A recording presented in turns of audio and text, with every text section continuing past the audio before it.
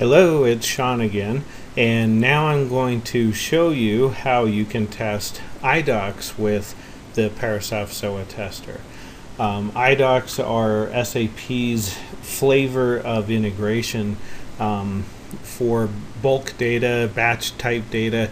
Essentially, it's an EDI file or XML document that is inserted into the SAP system for function modules to process, insert data. You can also export IDOCs from SAP and have them sent to external systems as well. But what we're going to do for this one is do an inbound IDOC to SAP. We are going to configure an IDOC to send in to SAP from SOATest, which will be a customer insert. So we're going to create a new customer, and if you've seen the other video regarding testing customer lookups and RFCs, this will be kind of familiar to you. So the first thing I'm going to do before we create a test suite is, let me just go ahead and show you an example IDOC. SAP has several standard flavors of IDOCs. In this case, this is a what's called a DevMass IDOC, and what we're going to do is just show you a file representation of this really hairy, ugly XML for an IDOC. And in the SAP world, each one of these segments has a specific meaning, and you can see it's fairly ugly. So in many cases, testing something like this is kind of a pain, because you've got hundreds of fields, and you can have multiple IDOCs per IDOC file or per IDOC transmission. So you may have one file that contains dozens of customer updates. So this is kind of a batch load of data is what we're going to do here. So what I'm going to look at is, the first thing I'm going to do is go ahead and change some information in here so we can verify on the SAP side that we successfully sent in that IDOC and that it got processed. So I'm going to change this customer number and create one. Let's just call 66. So we're going to create a customer that has customer number of 66. We'll call this test company 66, and its name is also going to be customer 66. I'm going to go ahead and just leave this as Denver 80127 with some sample phone numbers and that sort of thing. But what I'm going to do, and you'll see this in a second, is I'm going to use this file and just save it to the file system. And instead of in Parasoft's SOATest tool trying to type out every single one of these, I'm going to use this as a template. And then we can use this as a simple way of creating new data sets, new test cases, and all we have to do is use these different files.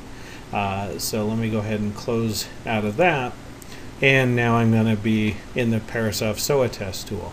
So the first thing I'm going to do at this point is I'm going to create a new test, and this particular test, as we scroll down, is going to be an SAP IDOC client.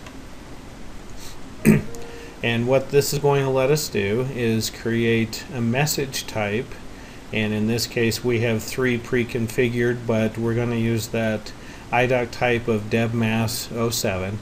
Now we're able to generate these message types from any IDOC inside of the SAP system, including the custom IDOCs, and there can be thousands of them, similar to the RFCs. So in this case, for simplicity, we've got one that's pre-configured, and we'll go ahead and use that one. Now the transport we're using is not HTTP again. We're going to use a custom extension, and instead of the RFC invoke, we're going to use the IDOC send transport. So this particular transport, like all of the other SAP transports that have been created, is going to require all the SAP connection information. So we're going to call this SAP test 1 as the system name. The host is again 72.167 33.72, system number 00. Scroll down. Client number is 300, username StarTech, and our password Now, like the other tools, we are integrated with the Sentinel APM system, and again, what this lets us do, and especially in the case of the IDOCs, is we're able to use this to trace all of the interactions inside of the SAP tool after this IDOC has been received. And the reason why this is important is the IDOC itself is an asynchronous type of update. And what that means in this case is it's really kind of a throw it over the wall. So when you send an IDOC into SAP, you're simply throwing an IDOC to SAP, and SAP acknowledges, yes, I got the IDOC. And then after that, in the background, there's another process that actually takes that IDOC, inserts it into the SAP database, or does whatever function module calls that needs to happen, and then that processes. But from the SOATest testing side and any other tool that you're using for testing IDOCs, all you get back is a yes or no, I received it. So when we do some assertions on the data to see if this test completed successfully, we're going to be able to do a lot more than just simply see that SAP received the IDOC. We'll be able to see that it processed and these function modules were called and things were inserted, that kind of information. For the purposes of this video, I'm just going to show you sending the IDOC, showing it was received, and then we'll go into SAP and actually look at the data that was created. So we've got our transport. Now we're going to look at our request, and again, because we know that schema for the material or for that deb mass, we can go through and try to create all the attributes manually, but that's going to be a real pain, and you saw how unwieldy that structure is. So I'm going to do a literal, and I'm going to pull that IDOC from the file, and in this case we have an IDOCs directory, and here is that deb mass that we just played with, and I think it was 66 is what we created as the new customer number. So now we are just using that XML document, which you can have obviously multiple test cases with multiple different types of XML, some that have bad data in it for testing negative test cases, some that have good, you know, that kind of thing. And so now we're actually ready to execute this. So I'm going to save this off. When I do run this, you'll see the Sentinel window on the side should start scrolling as Sentinel is tracing these transactions. And in the end, what we should get back here is a yes, as it was successful. So when I run this, again in the background, you could see we're getting getting the data, getting the IDOC information. Sometimes it actually takes a little bit of time for SAP to get the information, but now you can see the messages that come back from SAP to Sentinel are the different segments in the IDOC, what the actual IDOC information was, and whether or not it worked. So when we go back into Parasoft, we can look at this traffic viewer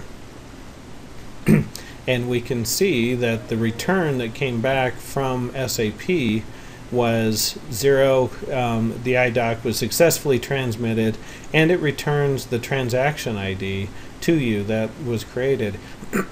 Excuse me. Now this is important because when we go into SAP, we're actually able to look up that transaction by this transaction ID and see whether or not it was successful.